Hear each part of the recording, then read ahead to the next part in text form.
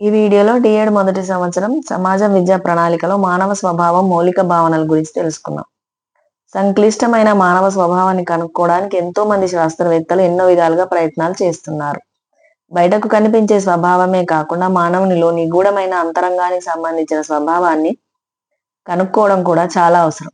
శాస్త్రోపాధ్యాయులు విద్యార్థుల స్వభావాన్ని తెలుసుకొని వారికి సరైన శిక్షణ ఇవ్వాలంటే వారికి మానవ స్వభావానికి సంబంధించిన వివిధ దృక్పథాల గురించి తెలుసుకోవాలి. మానవ స్వభావం మౌలిక భావన. మనస్సు, శరీరం. మానవుడు శరీరం ఆత్మతో నిర్మితమై ఉన్నాడని అనాదిగా వస్తున్న చర్చ. దీని ప్రకారం మానవ స్వభావం ద్వంద్వం అని చెప్పవచ్చు. భౌతిక పదార్థంగా ఉన్న శరీరం ఆ స్థలాన్ని ఆక్రమిస్తుంది. మానవుడి ఆలోచన, స్వీయ క్రియాత్మక నిర్ణయాలు తీసుకోవడం లాంటివి ఈ భౌతిక శరీరానికి సంబంధించినవి కాకుండా భౌతిక శరీరంలో అంతర్లీనంగా ఉన్న మేధస్సు, ఆత్మ యొక్క ప్రతిరూపాలుగా పరిగణిస్తారు. ఉదాహరణకు, ఒక విద్యార్థిని తరగతి గదిలో శారీరకంగా ఉంచగలం, కానీ వారి ఆలోచనలు నియంత్రించలేం. అంటే మానవ శరీరాన్ని స్వాధీనంలో ఉంచినట్టు మేధస్సును స్వాధీనంలో ఉంచలేం. భావవాదులు మేధను వాస్తవంగా భావిస్తే వాస్తవికవాదులు శరీరాన్ని వాస్తవంగా భావిస్తారు. ఈ విధంగా ద్వంద్వ భావాలను అనుసరించి అభ్యాసకుడు తనలో ఉన్న సామర్థ్యాలను తన చుట్టూ ఉన్న వాతావరణం నుంచి ఎన్నో అనుభవాలను జత చేసి అభ్యసన కొనసాగిస్తాడు. మూల స్వభావం ఏర్పడడానికి శిశువు యొక్క తల్లిదండ్రులు, ఉపాధ్యాయులు, సామాజిక వాతావరణం, అనువంశికత, పెరిగే విధానం అన్ని తోడ్పడతాయి. ఇవన్నీ శిశువు యొక్క మూల స్వభావాన్ని ప్రభావితం చేస్తాయి.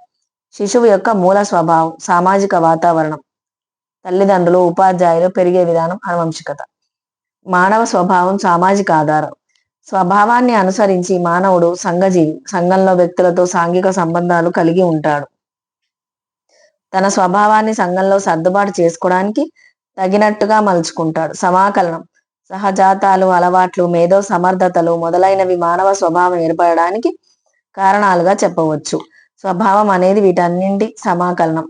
మానవ స్వభావ పరివర్తనానుకూలత. మానవ సహజ సిద్ధ స్వభావంలో పరివర్తన తీసుకురావడం సాధ్యపడుతుందా, ఒకవేళ సాధ్యమైతే ఎంతవరకు తీసుకురాగలం అనే అంశాలపై శాస్త్రజ్ఞులు ఇంకా పరిశోధనలు జరుపుతున్నారు. అయితే ఈ పరివర్తన మానవుడి మేధస్సు స్థాయిని బట్టి మనిషి మనిషికి మారుతూ ఉంటుంది. సంకల్ప స్వేచ్ఛ. సంకల్పం, మేధస్సు రెండు వేరు, కానీ రెండు అతి దగ్గరగా వేరువేరుగా పనిచేస్తాయి. సంకల్పం అనేది ప్రేరకం, ఉద్వేగం, కోరికలను మించిన ఒక దృఢమైన భావన. మేధస్సు ఏ విషయాన్ని గురించైనా నిర్ణయం తీసుకోవాలంటే అది సంకల్ప స్వేచ్ఛ ద్వారానే జరుగుతుంది. విద్యావేత్తలందరూ ప్రతి శిశువులో అనూహ్యమైన శక్తి దాగి ఉందని నమ్ముతారు. విద్య ద్వారా ఈ శక్తిని వెలికి తీసి వారి అజ్ఞానాన్ని పారద్రోలి మనోవిజ్ఞాన వికాసాన్ని కల్పించాలి.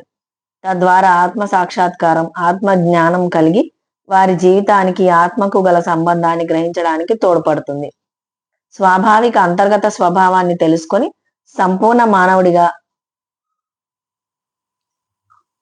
తీర్చిదిద్దడానికి విద్య అవసరం. ఉపాధ్యాయులు శిశువులు అంతర్గతంగా ఉన్న అనంతమైన శక్తియుక్తులను తెలుసుకొని విద్యార్థుల స్వభావానుసారంగా వారిలో నిగూఢ సామర్థ్యాలను వెలికి తీయడానికి వారి స్వభావానికి అనుగుణంగా అనుభవాలను అందజేసి ఉత్తమమైన మానవుడిగా తీర్చిదిద్దడానికి ప్రయత్నించాలి. అభ్యసనము, అర్థము, నిర్వచనాలు. మానవ స్వభావం ఏ విధంగా రూపుదిద్దుకుంటుందో చర్చించాం. స్వభావం రూపుదిద్దుకోవడంలో అతని అభ్యసనం కీలకమైన పాత్ర వహిస్తుంది. తాను పరిసరాల నుంచి, సమాజం నుంచి, తల్లిదండ్రుల నుంచి నేర్చుకున్న దాన్ని బట్టి అతడి స్వభావం ఏర్పడుతుంది. అభ్యసనం అనేది వ్యక్తి పుట్టుకతో ప్రారంభమై మరణించే వరకు సాగే నిరంతర ప్రక్రియ. గాలి పీల్చుకోవడం, ఆహారం, నీరు తీసుకోవడంతో పాటు తన జీవితాన్ని సుఖంగా తీర్చిదిద్దుకోవడానికి అనుక్షణం అనేక విషయాలను తెలుసుకునే ప్రయత్నమే అభ్యసనం. అభ్యసనం అనేది పాఠశాలలకు, కళాశాలకు మాత్రమే సంబంధించింది కాదు. వీటితో పాటు మన పరిసరాలు, ఎదురయ్యే వ్యక్తులు, స్నేహితులు, కుటుంబ సభ్యులు అందరూ అభ్యసన ప్రక్రియలో తోడ్పడతారు. అభ్యసనం నిర్వచనం. బెర్న్హార్డ్ అనుభవ ఫలితంగా వ్యక్తి ప్రవర్తనలో సాపేక్షంగా కలిగే స్థిరమైన శాశ్వతమైన మార్పుని అభ్యసనం అని నిర్వచించాడు. పరిసరాల అవసరాలను ఎదుర్కోవడానికి వీలుగా వ్యక్తిలో కలిగే ప్రతి ప్రవర్తన మార్పుని అభ్యసనం అని మర్ఫీ నిర్వచించాడు.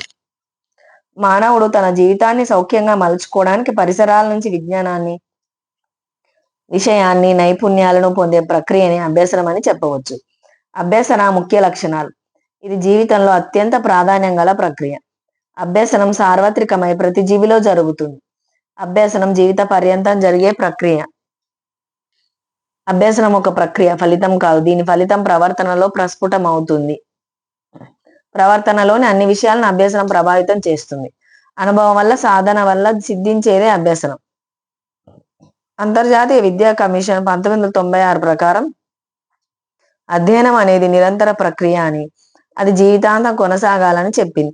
ఒక వ్యక్తికి కావలసిన జ్ఞానాన్ని, నైపుణ్యాలను, విలువలను ఇచ్చే అభ్యసనం జీవితాంతం కొనసాగాలని నొక్కి వక్కానించింది.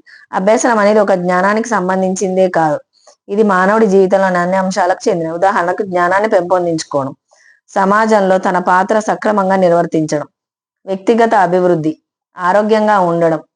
ఇటువంటి అభ్యసనం కింది 4 స్తంభాలపై ఆధారపడి ఉంటుంది. 1 తెలుసుకోవడానికి అభ్యసనం, 2 పనులు నిర్వర్తించడానికి అభ్యసనం, 3 మనిషిగా మెలగడానికి అభ్యసనం, 4 కలిసి నివసించడానికి అభ్యసనం. మరొక వీడియోలో మళ్ళీ కలుసుకుందాం.